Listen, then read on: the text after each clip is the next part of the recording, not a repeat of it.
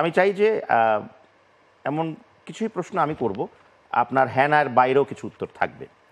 যেমন আমার কাছে একটা জিনিস মনে হচ্ছে যে কখনো কি একজন সামিনা চৌধুরী এবং একজন ফাহমিদা নবী, আমাদের সবার প্রিয় নুমা আপা এবং সুমা আপা, তাদের মধ্যে যে মানে দুই বোনের মধ্যে যে যে ভালোবাসা, প্রগাঢ় ভালোবাসাটা আমরা দেখেছি নিজের চোখে, তো সেটার বাইরে গিয়ে যদি একটা প্রশ্ন আসে যে এত ভালোবাসার মাঝেও কি কখনো কোনো প্রফেশনাল জেলাসি দুই বোনের মধ্যে কখনো কাজ করেছে কিনা, বা এটা নিয়ে যদি হয়েও থাকে কোনো সর্ট আউটের জায়গা হয়েছিল কিনা, কখনো এরকম হয়েছিল?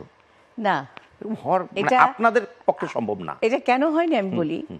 আমাদের সবসময় মনে হয়েছে আমাদেরকে এত সিন্ডিকেট আমাদেরকে, যেমন একটা ঘটনা হলো যে ওরা ওই এক বাড়ি থেকে দুই বোনের প্রয়োজন নাই ইন্ডাস্ট্রিতে। এরকমও কথা এসেছে? হ্যাঁ, এরকমও হয়েছে। তো হ্যাঁ, যারা বলেছেন তারা অনেক ভাবেন দেখি, অনেক। তো এরা এত কেন চলে যাবে, তখন আমাদের চিন্তা ছিল আমি আর সুমা আসলে হারমোনাইজ করি একসাথে থাকলে, এবার গান কিংবা আরো যে কত গান করেছি, অনেক আমাদের হারমোনাইজ আছে, যেটা আমি আর সামিনা একসাথে হলে করতে পারি। আমাদের চিন্তার জায়গাটা সবসময় ছিল যে আমরা ইন্ডাস্ট্রির জন্য কিছু করব, এখনো আছে। এবং যদি কিছু থাকে সেটা হলো যে হ্যাঁ, আমি যদি কাউকে কম্পিটিটর ভাবি, আমি একমাত্র সামিনা চৌধুরীকেই আমার কম্পিটিটর ভাবি, কারণ ও এত ভালো গান গায়, অসম্ভব। বাংলাদেশে সামিনার মতো গান আমি এটা বলতে চাই, আমার এই সুযোগটা হলো, বা একটা সুযোগ আগেও হয়েছিল কিছুদিন আগে, আবার এখন হচ্ছে। আমিও বলতে চাই with due respect to all the singers, আমার সবচেয়ে ফেভারিট সিঙ্গারের নাম সত্যি সত্যি সামিনা চৌধুরী। এটা লাস্টবার যখন আমি আমেরিকায় শো করি কিছুদিন আগেই, গত ডিসেম্বরে, তো সুমা আপার সাথে আমার দেখা হলো এবং অন স্টেজ সুমা আপা আমাকে বললো যে আমি গাইবো কিন্তু আমার সাথে তোকেও গাইতে হবে।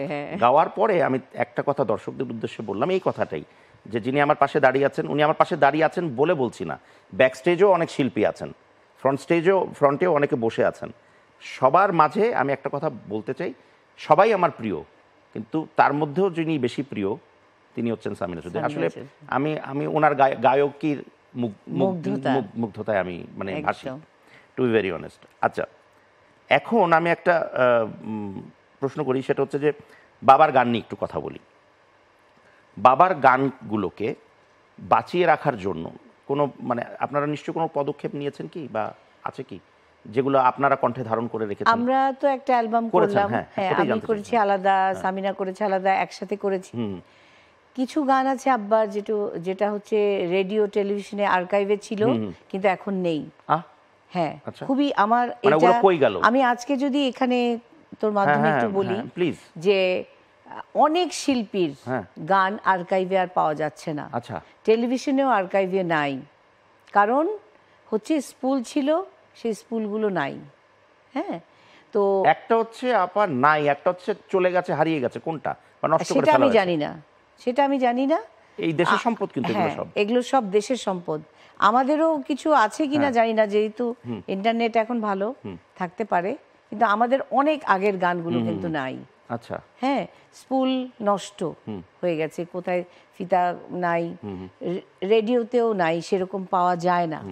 তো এখন আমাদের যে খুঁজে বের করা কিছু কিছু গান আমি পেয়েছি, তো হয়তো সামনে কাজ করব, তবে আমাদের খুবই প্রমোটার দরকার। আমাদের এই কাজগুলো করবার জন্য নিজের থেকে খরচ করে করার অবস্থার জন্য তো আসলে অনেক ব্যয় সাপেক্ষ বিষয়। আমি যে যারা স্পন্সর করে, অনেক কিছুতে স্পন্সর করে,